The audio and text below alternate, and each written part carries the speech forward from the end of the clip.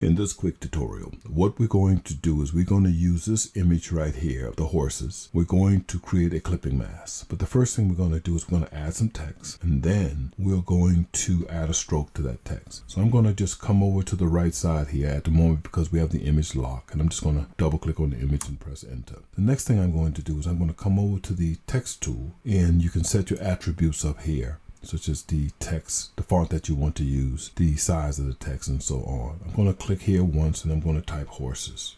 I'm then going to get the arrow tool. I'm going to commit to that, get the arrow tool, and I'm going to drag this text on top of the horses. What I'm then going to do is I'm going to come down to the effects little icon right down here, or you can double click on the horse layer and bring up the layer style dialog box. I'm going to click on stroke, and I'm going to double click on stroke, and here you can set the attributes to the stroke, what you want, and I'm going to click OK. The next thing I'm going to do is I'm just going to drag the layer here, which is the horse layer, on top of the text layer. So we've still got the text underneath. I'm then going to right click on the horse layer, and I'm going to choose create clipping mask. And hence we have our clipping mask. And what happens here is, as you can see, is that I can move the actual image around inside of the clipping mask. Now, one step further would be to deselect that and choose File, and then come down to Place Embedded,